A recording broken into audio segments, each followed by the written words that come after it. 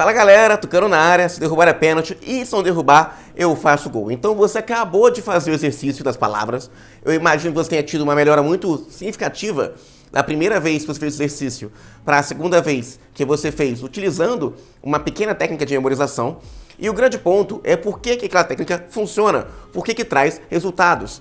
E o grande ponto é que você deve ter notado que aquela técnica que a gente utilizou respeita as características da memória. Então, por exemplo, a história era visual, sempre com imagens. Era uma torta, eu fazia você visualizar essa torta, fechar os olhos e visualizar essa torta, e depois a torta ia para uma ilha que derrubava o ponche. Então, a história, por ser visual, ela respeita a primeira característica, que é a memória visual. Depois, cada uma das imagens, ela se associava com uma seguinte imagem. Então era a torta que ia para a ilha, na ilha tinha um poncho que caía em cima da lhama, que dava um coice no elfo. Era sempre uma que tocava na outra para fazer essa ligação lógica.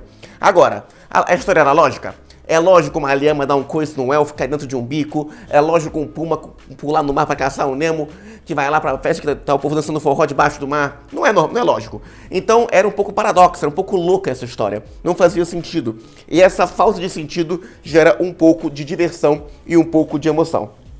Como eu falei pra vocês, a gente não vai gerar nenhum trauma, nenhuma emoção forte, mas uma emoção pequena que faz com que você lembre da história, que faz com que você lembre do que você viu, e então você consegue reter, consegue recuperar toda aquela informação que já foi depositada.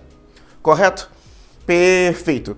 Então, aonde estávamos? Estávamos dizendo que, por exemplo, estávamos dizendo para vocês como a memória funciona. E basicamente, existem algumas características, além dessas que eu citei para você, que seria interessante que você conhecesse. Basicamente, essas técnicas de memória, elas estão muito associadas com a PNL.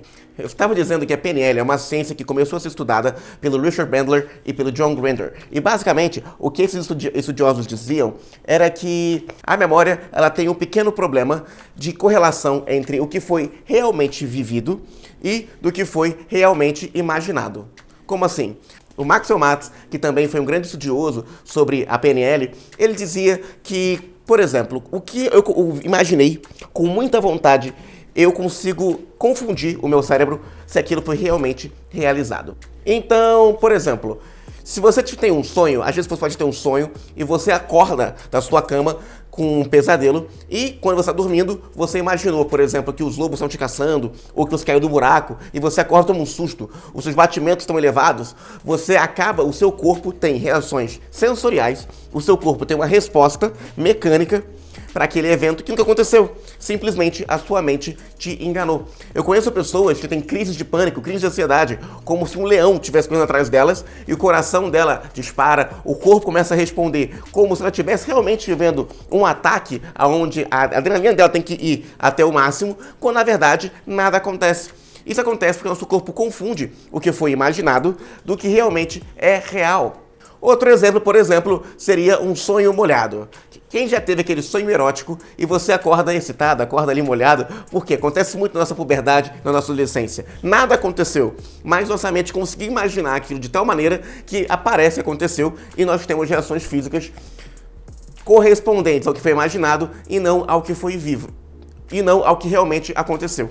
E isso foi muito utilizado pelos profissionais do esporte. Então, por exemplo, você consegue ver claramente em alguns esportes o uso da PNL como prática para que os profissionais desse esporte consigam, um maior rendimento. Eu já vi, por exemplo, em competições de moto ou em competições de esqui, que antes de começar a competição, e você vê ali o praticante de esqui que está ali imaginando toda a curva, toda a corrida que vai fazer, e ele faz os movimentos como se ele já estivesse fazendo a corrida, quando na verdade ele nem começou a corrida, ele está só visualizando, porque o corpo dele vai atuar de uma maneira como se ele já tivesse feito aquela corrida antes, como se já tivesse feito uma volta antes, então quando vier realmente a curva, ele já vai estar acostumado para fazer isso. Eu também já vi isso na moto, os motociclistas estão ali fazendo os movimentos como se eles estivessem na corrida, na volta, e quando eles fazem a volta real, o cérebro dele já está acostumado àquele movimento e já está antecipado a fazer aquela curva, aquele movimento que eles estavam imaginando de maneira prévia.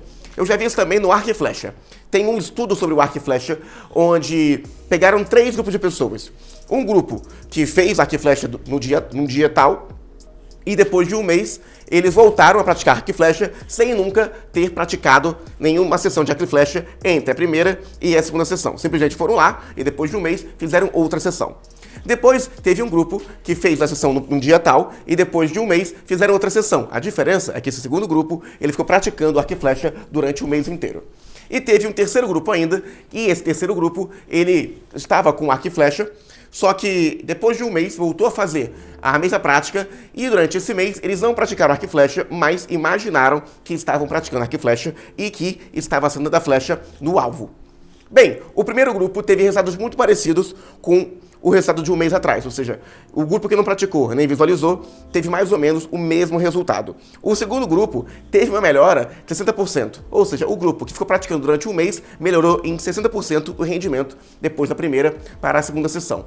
E o terceiro grupo, o grupo que só imaginou que estava jogando flechas e estavam acertando o alvo, esse grupo melhorou em 50%. Ou seja, só de imaginar que eles estavam acertando o alvo, eles conseguiram melhorar um rendimento tão parecido com o grupo que realmente praticou. Agora, veja bem, eu não estou dizendo para você que se você agora passa o dia inteiro comendo pizza e dormindo, e você simplesmente imaginar que você está comendo saudável e está na academia treinando, você vai ficar forte, bonito e sarado. Isso não vai acontecer. Mas o poder da nossa mente, ele é incrível e a PNL vai a fundo para todos esses tipos de análises. Agora, por que eu estou falando de PNL nesse curso? Porque muitos princípios da memória, eles vieram de princípios da PNL. Outro princípio que eu queria comentar com você é o princípio que o seu cérebro, ele não entende o mando não. Ou seja, se eu disser uma ordem negativa, o seu cérebro não é capaz de entendê-la. Vou dar um exemplo aqui agora com vocês. Imagine agora, melhor, não imagina agora, feche seus olhos, feche seus olhos. Eu quero agora que você não imagine um macaco cor-de-rosa. Não pode ver o macaco cor-de-rosa, não é pra ver um macaco cor-de-rosa aí coçando a perna, não é pra ver o macaco cor-de-rosa aí botando o dedo na bunda, não é pra ver aí o macaco cor-de-rosa jogando comida em você, não é pra ver aí o macaco cor-de-rosa que tá aí lambendo aí a árvore, que tá aí dançando, a dança do tucano, não é pra imaginar o macaco cor-de-rosa. Pode abrir os olhos? O que você viu? Eu tenho certeza que você viu o macaco cor-de-rosa. Mas, cara, eu te falei várias vezes para não ver o macaco cor-de-rosa. Por que você viu o macaco cor-de-rosa se eu falei para você que não podia ver o macaco cor-de-rosa? Bem, isso acontece porque o nosso cérebro ele é incapaz de entender o mando não. Guarda essa ficha porque vai ser importante para quando começarmos a efetivamente memorizar. Combinado? Perfeito! E para terminar essa sessão, eu queria comentar com vocês que nós temos canais comunicativos. O que são canais comunicativos? São tipos de canais que nós temos no nosso corpo que utilizamos para passar informações e para receber informações.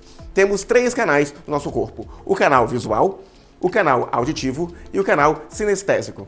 Basicamente, o canal visual é um canal onde eu uso mais as imagens e das expressões de imagens para poder me comunicar. Uma pessoa que tem um canal visual mais desenvolvido é uma pessoa que, quando comunica, ela fala muito rápido e ela costuma gesticular muito e ela tem que desenhar a situação para você.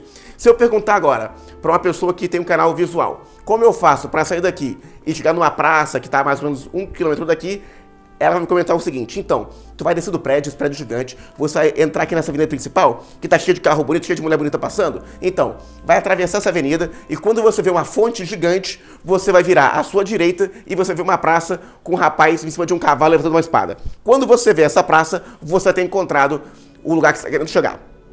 É dessa maneira que uma pessoa que tem um canal comunicativo visual comunica com as pessoas. Uma pessoa que tem um canal comunicativo mais avançado auditivo, essa pessoa geralmente quando ela fala, ela muda o tom de voz dela de acordo com a ocasião. É uma pessoa que geralmente ela mexe as mãos como se fosse um maestro de orquestra, aumentando e abaixando o tom, dependendo da situação e do ênfase que ela quer falar. São pessoas que são capazes de dizer absolutamente nada e mesmo assim ter a sua atenção. São pessoas que seriam excelentes narradores de futebol de rádio, porque ele chutou a bola pra fora. Meu Deus do céu, como ele perdeu essa chance. E por que elas têm esse dom? Elas têm esse dom porque conseguem transmitir a emoção apenas com a sua entonação de voz.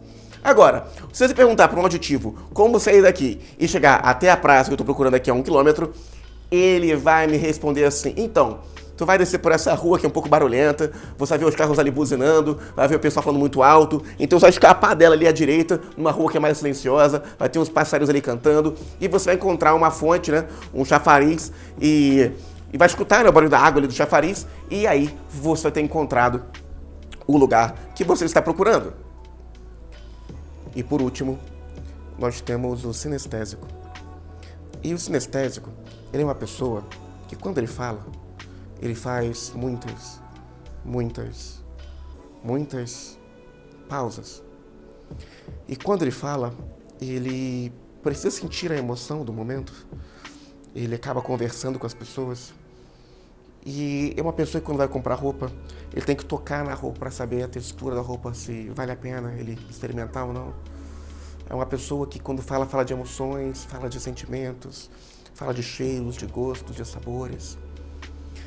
É uma pessoa que, se você perguntar como ele faz para sair daqui e encontrar uma praça daqui a 1 quilômetro, ele vai te responder, poxa, essa praça, ela é meio longe, né? Você pode aqui descer essas escadas para sair do prédio e quando chegar lá embaixo vai estar um calor descomunal. E naquele calor descomunal você vai caminhar e vai sentir um pouco de cansaço, um pouco do sol bater na sua pele, vai sentir o cheiro da fumaça dos carros e vai passar por essa rua principal e vai virar à direita. E quando você virar à direita, você vai estar um pouco cansado, mas você vai encontrar ali a praça principal.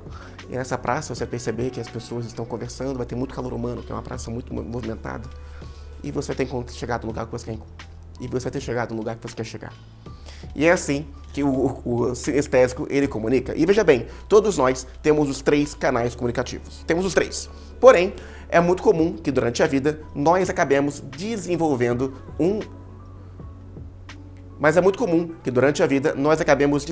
um deles em especial. Então você encontrar pessoas pelo mundo que são mais visuais, pessoas que são mais auditivas e pessoas que são mais sinestésicas. E durante esse curso nós vamos descobrir qual é o seu canal comunicativo. Você fazendo as memorizações, nós faremos em breve, você vai conseguir entender mais ou menos por qual canal você se comunica melhor. O que é interessante é que a pessoa que é visual, quando ela encontra com uma sinestésica, elas costumam a se bater um pouquinho. Em que sentido? O visual, ele é o extremo oposto do sinestésico. Enquanto que o visual fala rápido, gesticula, ele vive, né, ali um momento rapidamente, o sinestésico ele é um pouco mais devagar, ele é um pouco mais lento, ele tem que sentir as emoções, ele tem que transmitir para você o que ele está sentindo. E é muito engraçado quando você encontra um visual que conversa com o sinestésico. O visual está lá conversando rápido, não sei o quê, e o sinestésico está assim, sem entender nada. Você poderia repetir, por favor? Enquanto que quando o sinestésico fala, então, Tucano, é que ontem meu dia foi muito complicado. O visual quer botar ele em vezes 2, entendeu? Quer encontrar ali o botão para fazer ele falar mais rápido, mas ele não consegue. É muito frustrante. Eu já vi várias vezes, durante a minha estadia em Barcelona, eu trabalhava com um rapaz que se chamava Sebas.